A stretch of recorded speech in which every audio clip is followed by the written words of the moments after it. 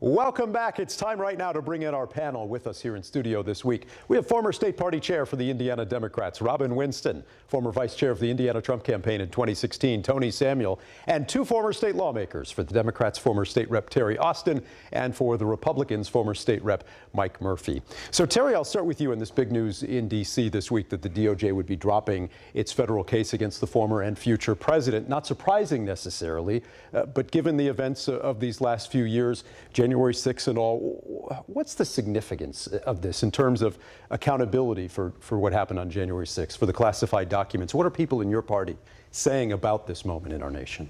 Well, I don't know that I can speak for everybody in our party, but I think the many folks I've talked with say that, you know, Jack Smith is a very smart man and sees the handwriting on the wall. The other issue is these are being dismissed without prejudice. So at some point they could come back. And it's only against President-elect Trump, not against the two co-conspirators. So those may play out. We'll just have to wait and see. And, you know, I think the chips will fall where they will. They could certainly be pardons and whatnot as well. Mike, how do you see all of this as the former president returns to power here next year in Washington? Well, I mean, you know, it's the Supreme Court decision, but what people don't realize many times is, you know, if you think you're damaging one party to your advantage now, it flips on you down the road. I mean, the worm always turns. You're not going to be in the majority forever. No party ever is. So you have to be prepared to live with both. So a Democratic president in the future can get away with just as much as President-elect Trump is going to be able to get away with now. And so eventually it's all going to, you know, even out over the decades. It's not good for anybody what the Supreme Court did. Tony, how big of a legal victory is this for President Trump, and what else are you watching for here in the weeks ahead? It's very big, but what happened on November 5th was that the court of public opinion weighed in. You know, they threw everything they could think of at President Trump through these politically motivated cases. Politically and I think voters? The public saw it for what it was, that these were bogus sham court cases, and they voted him in. I mean, nothing could have gone better for President Trump. And now, you know, he will clean this up so there isn't this weaponization of the Department of Justice with Pam Bondi as Attorney General. Robin, what's your response to this week's events there in D.C.? This news from the DOJ dropping the charges. Also this news that President Biden announcing a ceasefire there between Israel and Lebanon as we get ready for the transfer of power here next year in Washington. You hit it right on the nose. It's a transfer of power, and we're meeting the requirements that you do when you legitimately transfer power to a new administration. That's what Jack Smith is upholding. This world would have changed if the election had been a different way. But he is upholding the law, not prosecuting a president while he's in office. As it relates to the DOJ not being weaponized, swing and a miss, strike one. They went with Matt Gaetz, didn't win, so now they're going with Bondi. We'll see where that goes. For our country's good sake, let's hope they don't weaponize the Department of Justice. And then last, Joe Biden, a statesman all the way through the end. We negotiate ceasefire in the Middle East, which I think is absolutely essential. All right, let's talk about some of the news here in Indiana with the new Braun Beckwith administration taking office here in Indiana next year. You heard our interview earlier with Micah Beckwith. He spoke with our Hannah Adamson about property taxes, and here's something else that stood out from that interview on the topic of property taxes. They'll say, oh my goodness, if you adjust property taxes, you won't have police, you won't have fire. What are you going to do? I'm like, well, you know, property taxes haven't been around forever. You know, I think it goes back to, you know, the early 1900s. What did we do before then? How did we fund anything? Because we had police, we had fire, and we will find a way to fund local municipalities. Needless to say, we didn't have cars, we didn't have roads before 1900. A key difference there, perhaps. Terry, what do you make of that rationale and this entire conversation here about funding our local governments? I would encourage Lieutenant Governor Beckwith to go read the studies that the General Assembly has spent, not just thousands of dollars, but hours upon hours, their interim study committees wrestling with the issue of property taxes. I mean, this goes back to when Bill Crawford was chairman of Ways and Means, and the first property tax debacle sort of rolled out. And to just come in and sort of cavalierly say, well, we didn't have this back in the early 1900s, he really needs to do a little homework. Mike, this is going to be an interesting relationship to watch between our next governor and his lieutenant governor.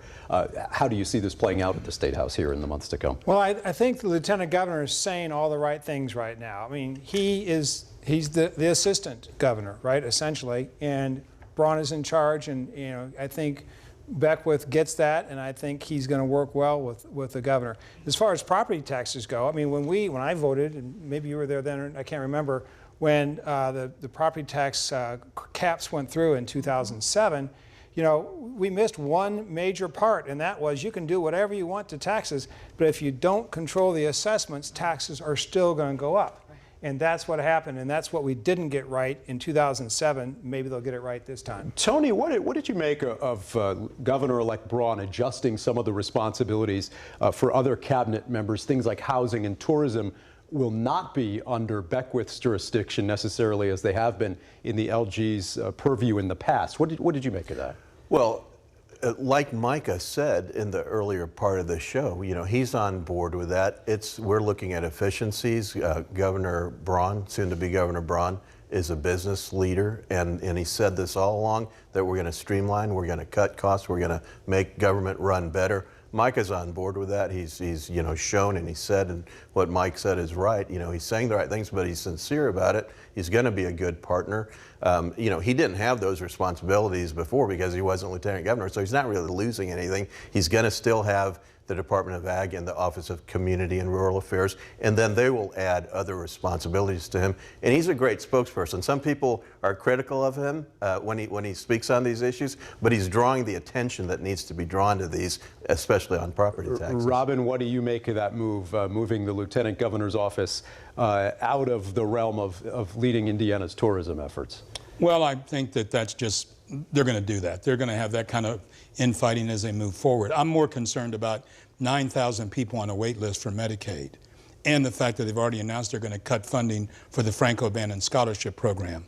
As people gather this week around their dining room and kitchen tables, those are the things that resonate with Hoosiers, not who has their name on a business card. Terry, we spoke with the rest of the group last week about some of the issues that have popped up at the State House when it comes to sexual harassment. Some reports out there may be other accusations, perhaps leveled in the days to come against other lawmakers. What do you make of this issue broadly in terms of these accusations and issues that seem to keep popping up at the State House year after year? Well, I know that there was some significant work that went into the sexual harassment policy because I remember serving on the committee that worked on it. However, I would say that it needs to be viewed as a living document, and the truth is they really need to do more than a 1-hour training at the start of the session in January on sexual harassment. Maybe it was an hour and a half at the most. And there needs to be a transparent way and for staff and others to come forward. The problem is this: everything is held in confidence and sort of behind a shield. And yes, people are innocent until found proven guilty, but at some point, if you have some of these same issues crop up with a player time after time after time, where there's smoke, there's fire. Okay, we got to leave it there. We're going to have much more straight ahead, including Facebook's owner considering a new operation here in Indiana, and we'll tell you why Mayor Pete is headed home this coming week to the city he used to lead as mayor. That's next.